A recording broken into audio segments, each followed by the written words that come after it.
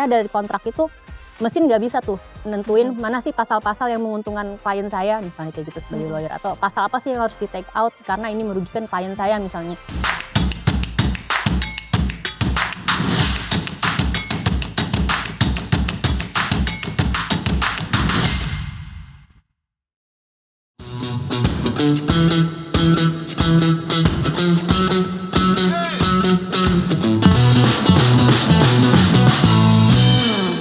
Pandemi COVID-19 mengubah pola pekerjaan dan pendidikan secara global dan juga di ASEAN. Namun, kawasan ASEAN pun masih terus berusaha untuk berbenah untuk menjadi pusat pertumbuhan ekonomi. Laporan World Economic Forum juga menyampaikan bahwa ASEAN dapat menjadi kawasan dengan ekonomi terbesar keempat. 70% populasinya akan menjadi pasar potensial dari kelas menengah. Namun, sayangnya keterampilan pekerja Indonesia yang tersedia tidak sesuai dengan kebutuhan pasar. Mereka yang berpendidikan tinggi justru lebih banyak menganggur. Lantas, bagaimana dengan lulusan Fakultas Hukum? Apakah mereka juga akan mengalami fenomena yang sama? Kemudian bagaimana School of Law and International Studies Universitas Prasetya Mulia dalam mempersiapkan mahasiswanya untuk menghadapi tantangan pekerjaan seperti ini? Sanggupkah mereka untuk bersaing dalam skala global, khususnya ASEAN, di tengah gempuran disrupsi pekerjaan di era digital seperti yang terjadi saat ini? Halo Bright People, selamat datang pada Prasmul Insight. Bersama saya, Casey, kali ini akan membahas tentang langkah strategis SHSI bersaing di ketenaga kerjaan global. Bersama saya kali ini ada Pak Fahri dan juga Bu Oci sebagai narasumber kali ini, yang merupakan dosen dari School of Law and International Studies Universitas Prasetya Mulia. Baik, Pak Fahri dan Bu Oci, selamat siang. Bagaimana kabarnya? Siang, baik Kesi. Siang, Kasih. Baik baik. Oke, sebelum kita mulai ngobrol, saya akan memperkenalkan kedua narasumber kita terlebih dahulu dengan membacakan CV singkat mereka. Pertama, Pak Fahri adalah dosen dari School of Law and International Studies dengan pendidikan terakhir di Utrecht University. Dan saat ini beliau mengajar dengan spesialisasi hukum, laut, dan perubahan iklim. Kemudian juga sama seperti Pak Fahri, Bu Oci merupakan dosen School of Law and International Studies dengan pendidikan terakhir dari Utrecht University. Namun saat ini beliau mengajar dengan spesialisasi hukum bisnis. Baik Bapak Ibu, sebelumnya kita lihat dulu data infografis yang diambil dari kompas.id, data yang menunjukkan pengangguran dari kalangan terdidik sempat meningkat cukup tajam pada saat awal pandemi COVID-19 di tahun 2020. Sempat turun juga secara perlahan seiring dengan membaiknya pertumbuhan ekonomi. Namun sayangnya pengangguran kelompok ini mulai meningkat lagi sejak Februari 2023 menjadi hampir 1 juta orang atau 11,8% dari total. Padahal pandemi sudah teratasi, pemberlakuan pembatasan kegiatan masyarakat juga sudah tidak ada, dan kondisi ekonomi pun juga sudah relatif membaik atau sudah mulai normal. Dan bahkan International Monetary Fund juga memprediksi bahwa pada tahun 2024 tingkat pengangguran di Indonesia akan meningkat hingga 5,2%. Dan ini pun membuat Indonesia menduduki peringkat 59 di dunia. Belum lagi juga saingan dari para pekerja migran, yakni dari luar Indonesia, seperti yang sudah dirangkum oleh Kata Data, dikatakan bahwa jumlah pekerja migran Indonesia dari tahun ke tahun juga terus meningkat. Bahkan seperti yang sudah kita ketahui, Bu Oci dan Pak Fahri, law firm atau kantor advokat pun juga sudah mempekerjakan pekerja dari luar, lawyer asing, dan hal ini pun juga dapat dilakukan selama ada izin dari pemerintah dengan rekomendasi juga dari organisasi advokat. Nah, dengan kondisi seperti yang sudah saya sebutkan dan ceritakan barusan ini, gimana nih Pak, Bu, buat kami-kami yang lulusan sarjana Fakultas Hukum nantinya, apakah akan tetap ada kesempatan untuk dapat bersaing di lapangan pekerjaan di tingkat global ataupun minimal di ASEAN dulu lah? Mengingat juga kesempatan mahasiswa hukum kami ini sebenarnya bisa untuk, mmm, bekerja di luar negeri, khususnya di ASEAN, selama negara tersebut memperbolehkan dan juga kami memenuhi kriteria profesi hukum seperti pendidikan, yakni Juris Doctor ataupun lulus bar examination untuk memperoleh lisensi dalam berpraktek. Nah, silahkan Pak, Bu, mohon penjelasannya.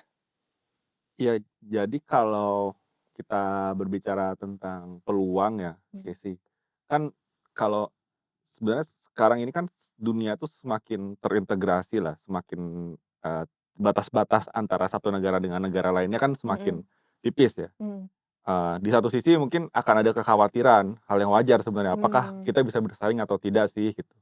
Dan juga banyaknya apa ya, perkembangan teknologi yang bisa dikenalnya disrupsi lah yang terjadi mmm, saat ini.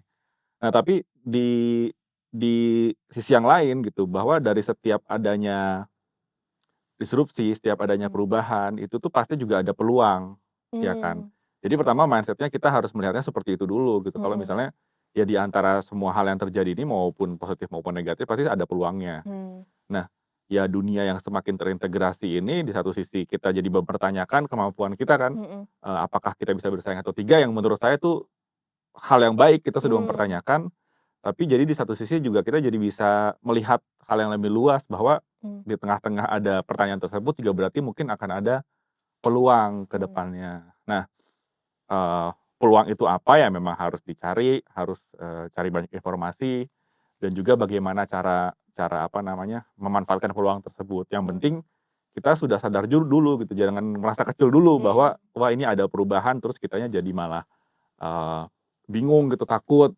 Bagaimana nanti kita oh, bisa bersaing atau tidak, padahal mah ya bisa, kita selalu bisa bersaing gitu. Mhm. Apalagi kalau tadi Casey bilang tingkat ASEAN kan nanti dengan ASEAN Economic Community nanti ada mmm, free movement of labor gitu. Jadi mhm, orang dengan mudah bisa lintas batas gitu mmm, ya. Jadi sama kayak di Eropa, di Uni Eropa kan jadi nggak ada batas tuh mau kerja di mmm, manapun selama ada di ASEAN misalnya. Nah jadi oh, akan semakin mudah, kesempatan semakin besar gitu ya, peluang semakin besar tinggal dari kitanya nih, mempersiapkan SDM kita sanggup nggak gitu kita bersaing.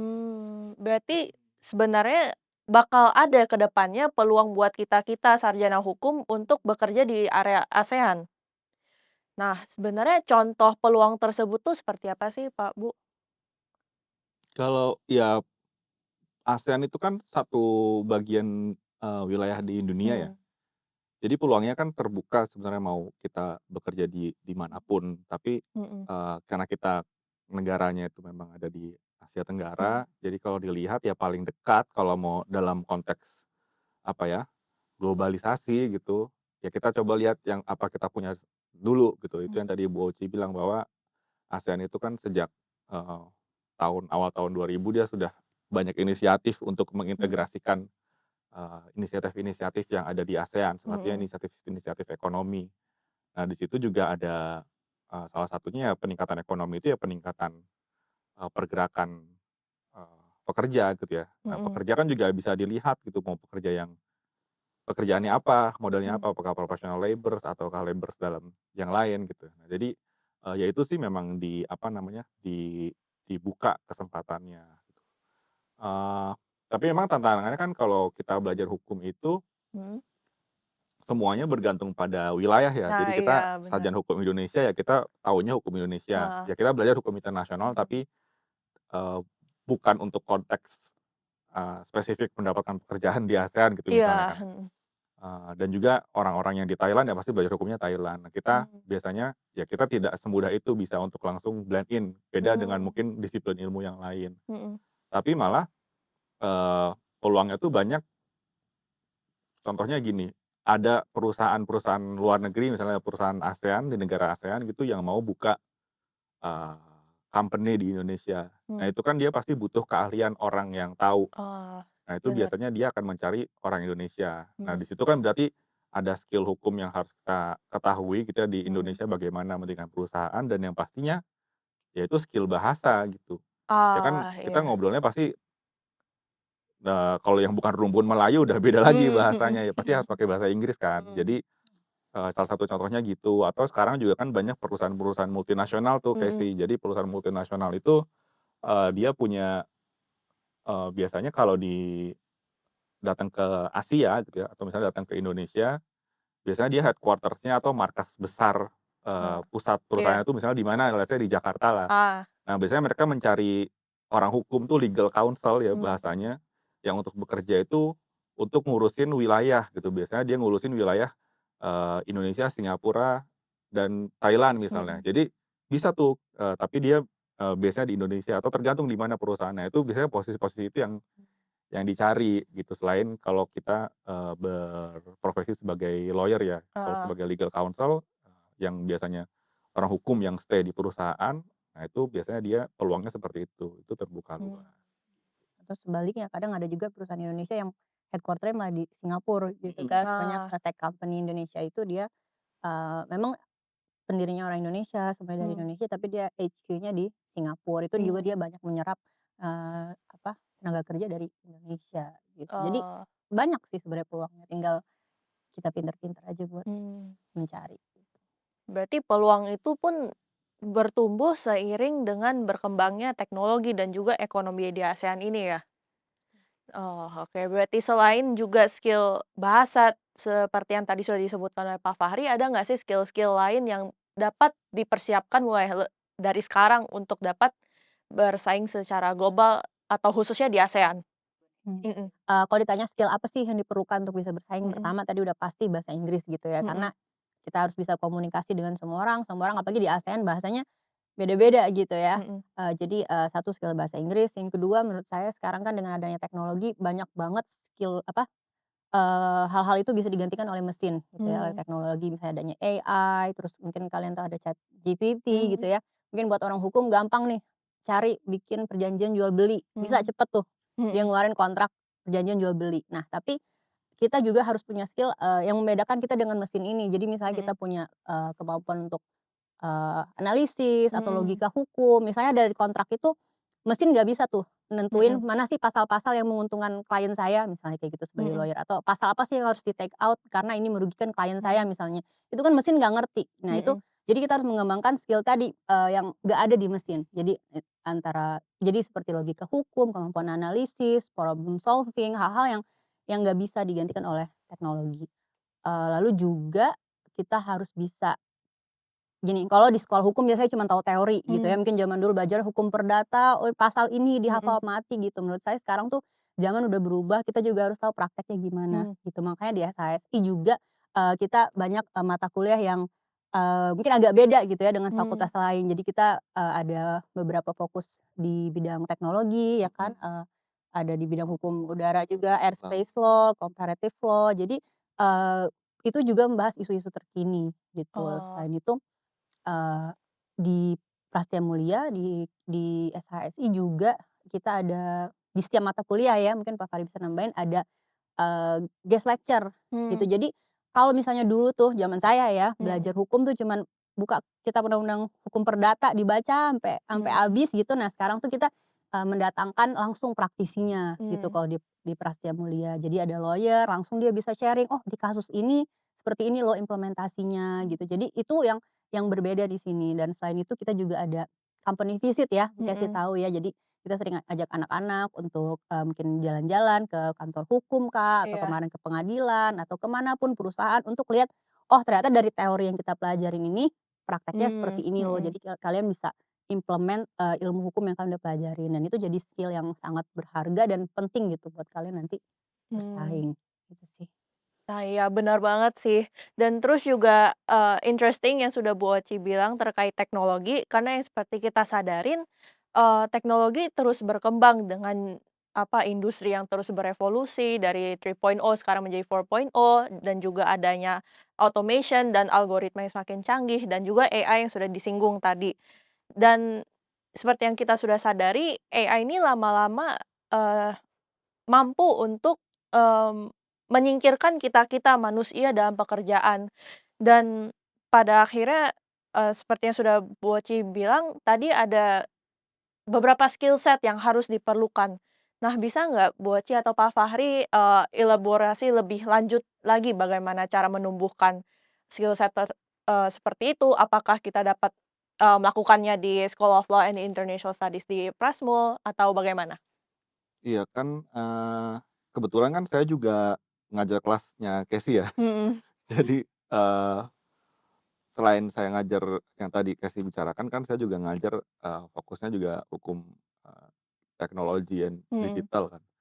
Eee, jadi kalau tadi kita bicara itu kan salah satu program, salah satu mata kuliah yang, ditawarkan oleh Mmm. SHSI gitu. Jadi, kami juga paham kalau misalnya tadi ada banyak sekali perkembangan-perkembangan teknologi yang Mmm. bisa mempengaruhi, masyarakat itu, Mmm. berperilaku gitu. Nah kan hukum itu juga kaitannya erat dengan keberadaan masyarakat ya. Jadi kan Mmm. kita juga harus tahu gitu bagaimana hukumnya itu apa namanya, berubah atau hakanya Mmm. merespon dengan, kegiatan masyarakat. Nah, eee, ada banyak sih mata kuliah yang berhubungan dan membahas hal Mmm. tersebut gitu. Contohnya misal ada Cyber Law and Security itu kalau, dasarnya tuh di mata kuliah tersebut untuk Mmm. bahas-bahas tentang berhubungan dengan teknologi.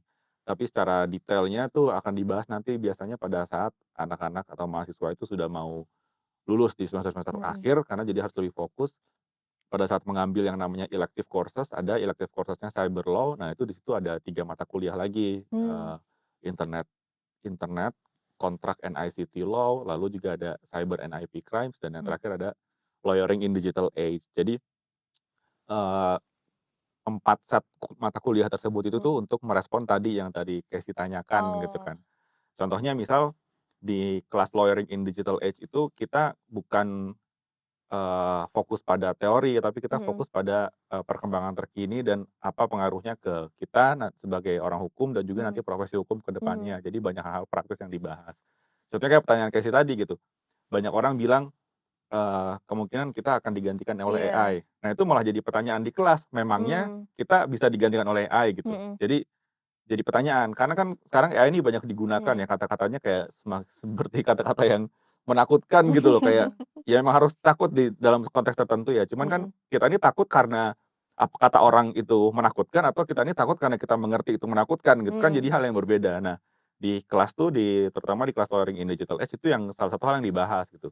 Mmm. Memangnya kita harus takut, kalau harus takut tuh kenapa gitu? Emangnya nggak ada yang bisa dimanfaatkan dari Mhm. perkembangan artificial intelligence? Kalau dimanfaatkan gimana caranya? Kalaupun Mmm. udah dimanfaatkan, eee, memanfaatkannya itu berlandaskan etika atau tidak gitu kan. Mmm. Apakah melanggar etika-etika tertentu atau tidak, melanggar peraturan tertentu atau tidak. Jadi, itu juga yang kita explore ya, Mhm. kita pelajari bersama-sama di ruang kelas. Karena Mhm. harapannya nanti, ya mahasiswa-mahasiswa generasi sekarang, mahasiswa hukum generasi sekarang seperti yang tadi Bu Oci bilang, tantangannya berbeda dengan mahasiswa hukum yang paling tidak yang saya yang masih 10, 15 tahun yang Mmm. lalu gitu loh, itu aja udah beda. Jadi Mhm. kita ya mempersiapkan memang mahasiswa yang pada saat keluar lulus dari SHS itu sudah tidak kaget dengan perkembangan-perkembangan teknologi dan mereka sudah tahu bagaimana cara, merespon hal-hal tersebut, gitu. Oh, oke. Berarti, mata kuliah seperti elective courses di SHSI ini sebenarnya akan melengkapi kita ya, dan juga, kalau bisa dirangkum dari jawaban Pak Fahri, instead of being against AI dan teknologi, kita harusnya mulai embrace itu dan juga explore teknologi tersebut. Betul, ya jadi kita mengajak ya berpikir juga gitu kan akan ada Mmm. suatu hal apakah itu baik dan buruk ya pasti kita harus tahu cari dulu kenapanya gitu. Kalau kita udah Mhm. tahu kenapanya ya kita baru bisa buat peraturannya, kita baru bisa Mhm. buat apa yang boleh, apa yang tidak boleh kan. Mhm. Kalau kita asal kata orang aja, kata berita bilang, "Wah nanti manusia digantikan oleh AI." Iya manusia yang apa yang mau digantikan gitu kan? Mhm. Apakah AI tiba-tiba bisa bantuin kamu masak gitu kan? Mmm. Apa sejauh apa yang bisa Mmm. digantikan? Nah itu hal-hal itu yang kita pelajari di kelas juga kayak sih. Mhm. Oh, oke. Jadi kita juga makin tahu gitu kan Mhm. dengan apa namanya, perkembangan teknologi yang ada. Mhm. Mungkin nambahin juga, bedanya juga mungkin Pak Fahri sering juga di kelas, kita kan nggak cuman kita nggak mau anak-anak tuh menghafal gitu ya, makanya sering sama Pak Fahri Ah. kita bikin case study lah, Mmm. role play lah, jadi itu tadi mengasah skill-skill yang diperlukan itu. Jadi, eee, kalau saya selalu bilang nggak usah dihafal gitu ya, cukup Mmm. tahu logika berpikirnya gitu. Makanya Mhm. kalau di sini juga ujian seringnya open book, open Iya all gitu betul. ya, open apapun boleh, karena yang dicari adalah cara berpikir kalian gitu. Mhm. Kalau kalian jadi lawyer-nya ini nih, gimana, apa Mhm. argumen apa yang kalian pakai gitu. Karena kalau jadi lawyer cuman, oh ini ada di pasal 23 Mhm. UU PT misalnya, ya itu juga bisa digantikan gitu kan Iya, dengan mesin, bener. tinggal Google bisa jawab gitu. Nah, Mhm. tapi kemampuan berpikir itu yang kita latih gitu di Mhm. sini gitu. Iya, saya malah juga sebel kalau misalnya dapat ujian yang sistemnya, pilihan ganda. Karena kan ada jawaban yang there are two sides of the coin, kayak kita bisa jadinya kalau esai, study case gitu bisa jelasin lebih lanjut, dan skill yang dibangun dari hal tersebut ya lebih banyak daripada sekedar hanya menghafal yang mungkin dalam berapa hari, berapa bulan, atau berapa tahun kita bakal lupa juga kan. Mhm, Betul. betul.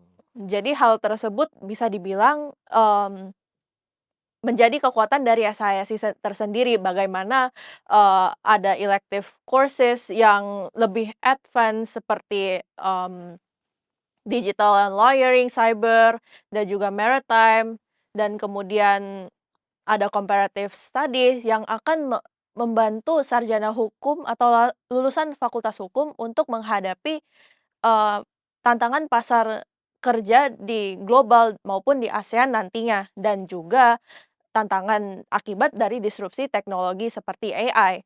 Dan kemudian kembali lagi ke manusia, seperti tentunya masih memerlukan human touch, passion, dan juga mengerti konteks sosial, dan juga skill-skill seperti, analytical thinking, critical thinking yang mungkin tidak didapatkan melalui dari AI. Nah, baik. Bapak Ibu, terima kasih sekali atas penjelasannya. Dan jadi buat teman-teman yang sedang mencari fakultas hukum untuk yang oke di mana sih, School of Law and International Studies Universitas Prasetya Mulia dapat menjadi jawaban buat kalian semua. Dan biar lebih jelasnya, teman-teman bisa juga langsung datang ke kampus di BSD ataupun mulai lihat-lihat nih di websitenya Prasmul, atau juga mengunjungi laman Instagram kami di @prasmul, ataupun ngecek-ngecek YouTube Universitas Prasetya Mulia untuk informasi lebih lanjut. Saya Casey undur diri dan sampai jumpa di Prasmul Insight berikutnya.